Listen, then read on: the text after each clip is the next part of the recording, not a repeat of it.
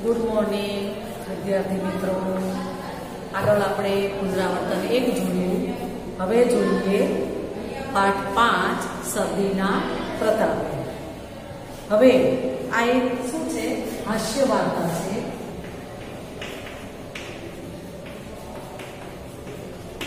અને એના લેખક છે જ્યોતિન્દ્ર દવે। બે જણ વાત કરે છે, બે વચ્ચેનો સંવાદ છે। એકને સાંભળવામાં તકલીફ છે અને એકને શરદીના કારણે બોલવામાં તકલીફ છે। તો એના લીધે સામેવાળી વ્યક્તિ શું સાંભળે છે, શું સમજે છે, એ વાત અહીં કરવામાં આવી છે। પાઠ 5 શરદીના પ્રતાપે, લેખક જ્યોતિન્દ્ર દવે। આ હાસ્ય વાર્તામાં એકને બોલવામાં અને બીજાને સાંભળવામાં તકલીફ હોય તેવી બે વ્યક્તિઓ ભેગી થઈ જાય અને તેમની વચ્ચે જે વાતચીત થાય છે એમાં કાકા કહેતા કથરો, આ એક કહેવત છે કે શું કહે અને શું સમજે જેવી થાય છે। અહીં શરદીના કારણે આવી તકલીફવાળા બે સજ્જનો વચ્ચેનો સંવાદ એટલે વાર્તાલાપ આપ્યો છે, જે આપણને હાસ્ય પ્રેરક છે, એટલે કે હસવું આવે એવો છે। મારે એક વખત એક જાણીતા સજ્જનને અમુક કામને અંગે મળવા જવાનું હતું। હવે સજ્જનને બે ન છે, ત્યારે જ્યારે આપણે જવાબ લખીએ ત્યારે આ ભૂલ ન થાય એ ખાસ ધ્યાન રાખવાનું। સજ્જન પછી આપણે સજ્જને કરી દઈએ તો ના ચાલે, પણ સજ્જનને આ રીતે લખતી વખતે ખાસ ધ્યાન રાખવાનું। અમુક કામને અંગે મળવા જવાનું હતું, એટલે કે કંઈક કામ હશે લેખકને, એટલે એક વ્યક્તિને મળવા જવાનું હતું। હવે એ સદગૃહસ્થ એટલે કે સામેવાળી જેમને મળવા જવાનું હતું એ વ્યક્તિની બીજી બધી ઇન્દ્રિયો કરતા કાન કંઈક ઓછું કાર્ય કરે છે। માનવ શરીરમાં 5 ઇન્દ્રિયો હોય છે। જ્ઞાનેન્દ્રિય એટલે કે મગજને લગતી, જે આપણને બુદ્ધિનું જે લગતું કામ છે તે જ્ઞાનેન્દ્રિય।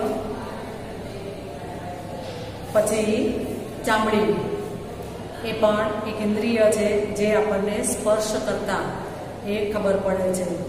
પછી સ્વાદ, આપણે કંઈ પણ ખાઈએ તો એ આપણને સ્વાદનો અનુભવ થાય છે। પછી છે કાનની જે જ્ઞાન, એ સાંભળવાથી આપણે કોઈ વ્યક્તિ બોલે અને આપણે સાંભળી શકીએ।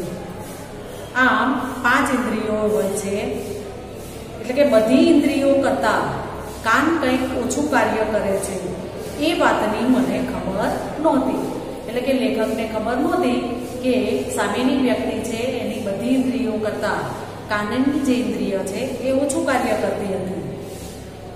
અને તે દિવસે હવામાં શરદી હતી, એટલે વાતાવરણ થોડું ભેજવાળું હતું અને ગળે પડવાની ટેવ બીજા બધા કરતા શરદીને વધારે હોય છે। શરદી એક એવો રોગ છે જે એ વ્યક્તિને થયેલો હોય બીજી વ્યક્તિને તરત એનો ચેપ લાગી જાય છે, એટલે કે ગળે પડવાની ટેવ, એટલે કે શરદી તરત જ બધાને લાગુ થઈ જાય છે। બીજા બધા કરતા શરદીને વધારે હોય છે, એ જાણીતું છે। અને તેમાંય મારા કંઠ માટે શરદીને અસલથી પક્ષપાત છે। કંઠ એટલે ગળું। લેખકના ગળા માટે શરદીને અસલથી જ અલગથી જ પક્ષપાત, એટલે કે લેખકને તરત જ શરદીની અસર થઈ જતી હતી। એટલે તે દિવસે ગળામાં શરદી અને મગજમાં ગરમી, આમે શરદી થાય ત્યારે આપણને માથું દુખે અને એના કારણે મગજ આપણું તપેલું રહે છે। કંઠ બેઠેલો અને મગજ તપેલું, એવી કાંઈક મારી સ્થિતિ હતી। એટલે લેખકની સ્થિતિ એ વખતે એવી હતી।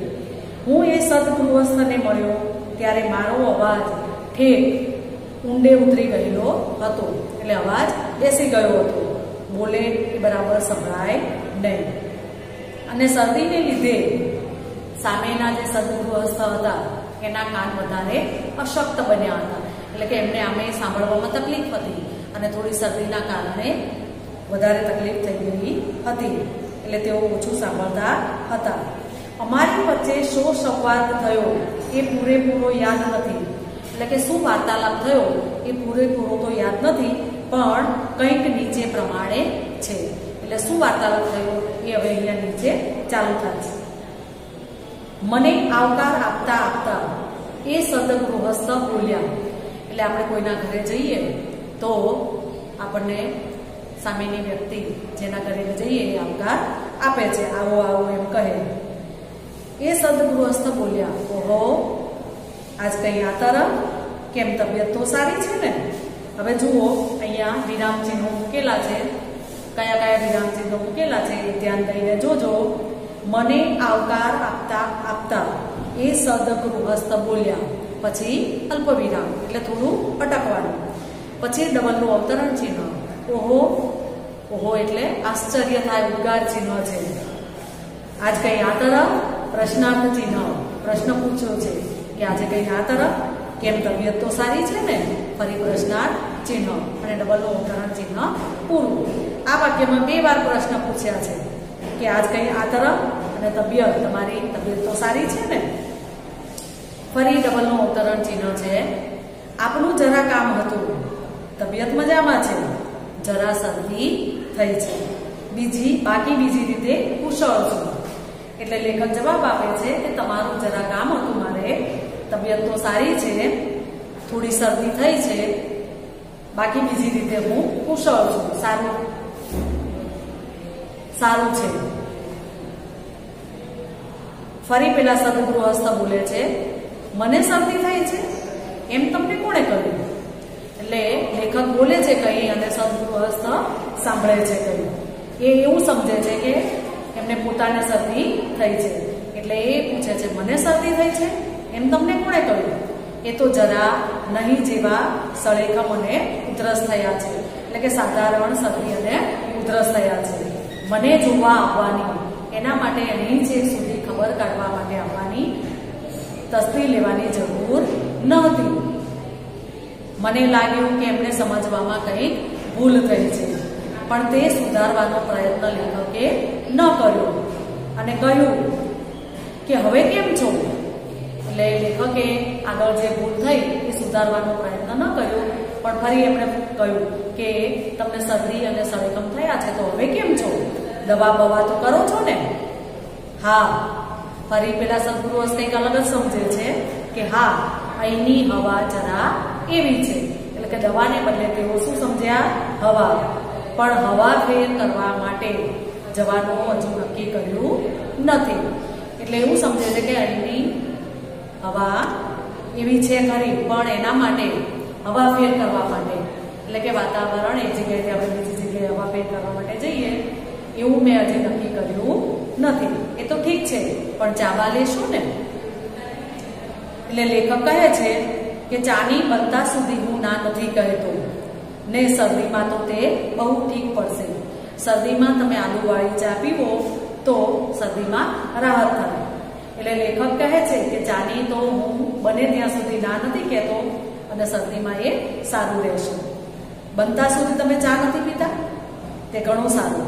એટલે સામેના સજ્જન કંઈક અલગ જ સમજે છે અને કહે છે કે બનતા સુધી તમે ચા નથી પીતા તો ઘણું સારું, પણ શરદી ચા કરે એમ તમને કોણે કહ્યું?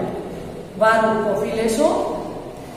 એટલે સામેની વ્યક્તિ અલગ જ સમજે છે કે તમે ચા નથી પીતા તો ઘણું સારું કહેવાય, પણ ચા શરદી કરે એવું તમને કોણે કહ્યું? કંઈ વાંધો નહીં, કોફી લેશો? ત્યારે લેખક કહે છે કે કોફીનો પણ મને અત્યારે વાંધો નથી, એટલે કે કોફી આપો તો પણ વાંધો નથી. તો સામેની વ્યક્તિ સદગૃહસ્થ કંઈક અલગ જ સમજે છે કે કોફીનો ડોક્ટર વાંધો લે છે, ઠીક. ત્યારે કોકો એટલે એવું સમજે છે કે કોફી માટે ડોક્ટરે ના પાડી છે. એટલે લેખક સમજી જાય છે, પેલી વ્યક્તિ કહે છે કે સારું ત્યારે કોફી ના લે તો કંઈ નહીં, પણ કોકો લેશો? એટલે લેખક કહે છે, સમજે મનમાં બોલે છે કે જો મોઢેથી બોલીશ તો ચા અને કોફીની જેમ કોકો પણ ગુમાવીશ. એટલે તેમણે શું કર્યું? ડૂબકા વડે હા પાડી અને આખરે એમના માટે કોકો મુકાયો. હવે આ ઘર તમને ફાવે છે કે નહીં? લેખકે પૂછ્યું. એટલે તેઓ બોલી ઉઠ્યા, વર. ઘરની જગ્યાએ તેઓ શું સમજ્યા? વર. સુલોચના એ પેલા સદગૃહસ્થની પુત્રી છે, એના માટે હજુ વર શોધ્યો નથી.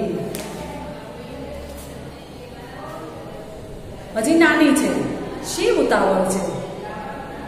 એટલે એમની પુત્રી સુલોચના માટે તેમણે હજુ વર શોધ્યો, એટલે કે તેમના લગ્ન માટે હજુ કંઈ વિચાર્યું નથી. હજી નાની છે, શું ઉતાવળ છે? આ પ્રમાણે દવાને બદલે હવા, ઘરને બદલે વર, સાંભળનાર સાથે જે વાત કરવા માટે લેખક ગયા હતા એ વાત વાણી દ્વારા, વાણી એટલે બોલીને, એ રજૂ કરવી અશક્ય હતી, અસંભવ હતી એમ તેમને લાગ્યું. આથી તેમણે વિચાર્યું કે પાછળથી પત્ર લખી અને તેમને એ વાત જણાવીશ. આવો નિશ્ચય કરી અને તેઓ બીજી થોડી ઘણી આડી અવળી વાત કર્યા અને અલબત્ત કેવી રીતે? ઉપર પ્રમાણે જ બોલે કઈ અને સમજે કઈ. અને આખરે તેમણે રજા લેવાનું નક્કી કર્યું અને પેલા સદગૃહસ્થને કહ્યું કે સારું, હવે હું રજા લઉં છું. અરે મારા મહેરબાન, ફરી સદગૃહસ્થ અલગ જ સમજે છે. આમ શું બોલો છો? તમે આવ્યા એમાં મને સજા થઈ. એટલે રજાને બદલે તેઓ શું સમજ્યા? સજા. એમાં મને સજા થઈ, ઉલટો મને આનંદ થયો. તમે આવ્યા એમાં મને આનંદ થયો. આપણી વાત સાંભળનારા અને સાંભળે તોય સમજનારા બહુ ઓછા. ડોકું હલાવી અને મૂંગા મોએ એમની રજા લઈ અને હું ચાલતો થયો. એટલે આવી રીતના બંનેની વાતચીતમાં એક વ્યક્તિ બોલે છે કંઈ અને સાંભળે છે કંઈ. ચા, કોફી એ પણ ના મળ્યું અને છેવટે કોકો મળ્યો. ઘરને બદલે વર, હવાને બદલે દવા અને રજાને બદલે સજા. આવી રીતે આ વાર્તા, એટલે કે આ જે પ્રસંગ છે એ સાંભળીએ તો આપણને પણ હસવું આવે. હવે આ જે પાઠ છે એ જ્યોતિન્દ્ર દવેનું પુસ્તક છે રેતીની રોટલી, અને એમાંથી આટલો એક પ્રસંગ લેવામાં આવ્યો છે.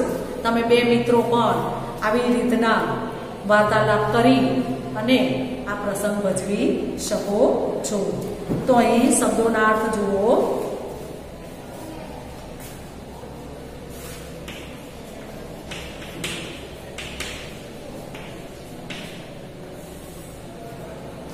સદગૃહસ્થ,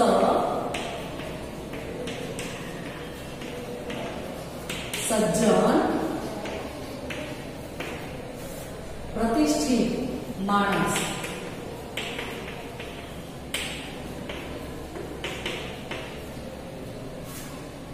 ઇન્દ્રિય, વિષયનું જ્ઞાન કરાવનારું.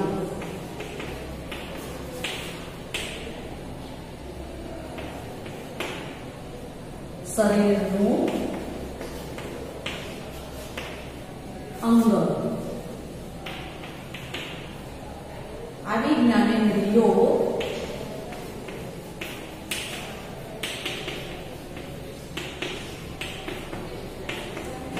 પાંચ છે. આંખ, કાન, નાક, ચામડી અને જીભ. હવે આંખ એ જોવાનું કામ કરે છે, કાન સાંભળવાનું કામ કરે છે, નાક એ સૂંઘવાનું કામ કરે છે, ચામડી આપણને કઈ વસ્તુનો સ્પર્શ થયો અને જીભ એ સ્વાદ પારખવાનું કામ કરે છે. આ પાંચ જ્ઞાનેન્દ્રિયો દ્વારા બહારના વાતાવરણની આપણને ખબર પડે છે. કંઠ, ગળું, અસલથી તો પહેલાથી, પક્ષપાત તો તરફદારી. અશક્ત, દુબળું, નબળું. તસ્દી, તકલીફ, મહેનત.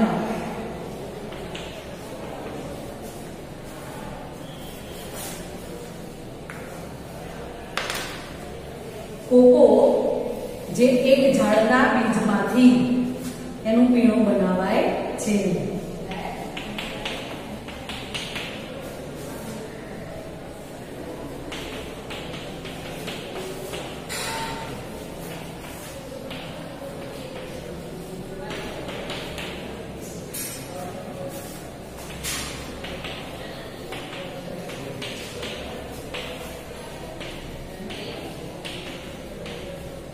જેમ ચા પણ પાંદડા હોય એને સૂકવી અને એમાંથી ચાની પત્તી બનાવાય છે, કોફીમાં પણ એ બીજ હોય છે અને એમાંથી કોફી બને છે. એવી જ રીતે કોકો પણ એક ઝાડ છે, એના બીજની ભૂકી હોય અને તેમાંથી એ કોકો બનાવાય છે. ડોકું એટલે ગરદન.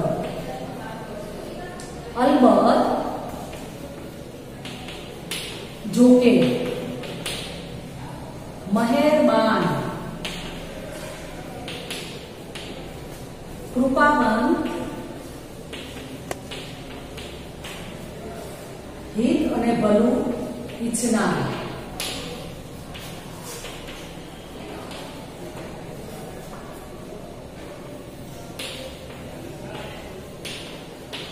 કરનાર, નિશ્ચય, નિર્ણય. ત્યાર પછી છે રૂઢિપ્રયોગો. બે જ છે.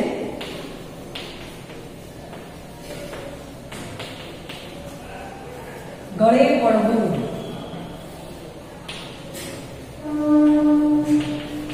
વળગવું, મૂંગે મોઢે, ચૂપકીથી, શાંતિથી. હવે આ આપણા શું થયું? શબ્દોના અર્થ અને રૂઢિપ્રયોગ. આના પછી આપણે સંજ્ઞા જે છે એ જોઈશું. તો સંજ્ઞા એટલે કોઈ પણ વ્યક્તિ, વસ્તુ, પદાર્થ, સ્થળ, કોઈ ચોક્કસ વ્યક્તિ જે હોય એનું જે સૂચન કરે એવા પદને સંજ્ઞા કહે છે. તો છોકરો, પછી એ ગમે તે નામ હોય, છોકરી હોય, પછી એ ગમે તે નામ હોય, નદી એટલે પૃથ્વી ઉપર જે ગામ, પહાડ, સરોવર હોય, પછી ફળોના જે નામ છે, દાડમ હોય, તરબૂચ હોય, કેળા, પછી ફૂલોમાં મોગરો, કરેણ, જૂઈ, જે ફૂલોના નામ હોય એક ચોક્કસ સૂચન કરતું હોય.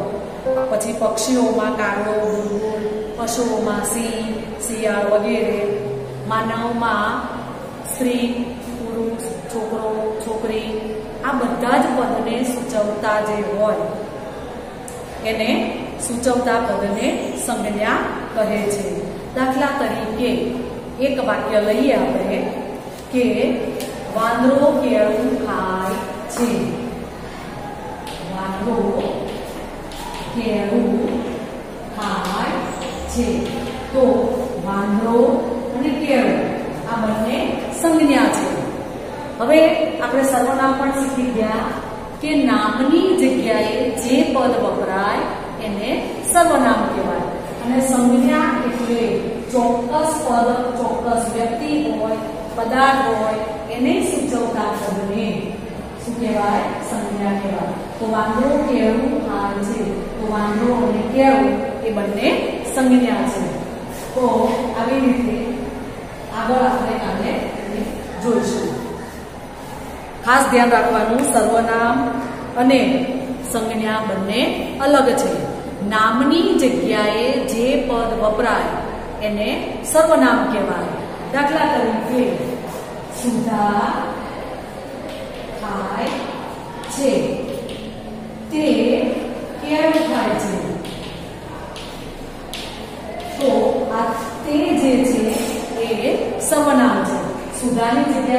કયું? તે. તો તે એ સર્વનામ છે. તો આવી રીતે સર્વનામમાં પણ જો વારે વારે આપણે નામ લખીએ તો સર્વનામ ના મૂકીએ અને વારે વારે નામ લખીએ, પદ મૂકીએ તો લખાણ લાંબુ થઈ જાય અને એ નીરસ લાગે. તો સર્વનામ મૂકવાથી વાક્યનું લખાણ ટૂંકું થઈ જાય અને રસસભર એ લખાણ થાય, એના માટે સર્વનામ મૂકવામાં આવે છે. એવી જ રીતે સંજ્ઞા, ચોક્કસ વ્યક્તિ પદાર્થને સૂચવતા પદને સંજ્ઞા કહે છે. આ ખાસ યાદ રાખવાનું. તો એ આપણે આગળના પીરિયડમાં જોઈશું.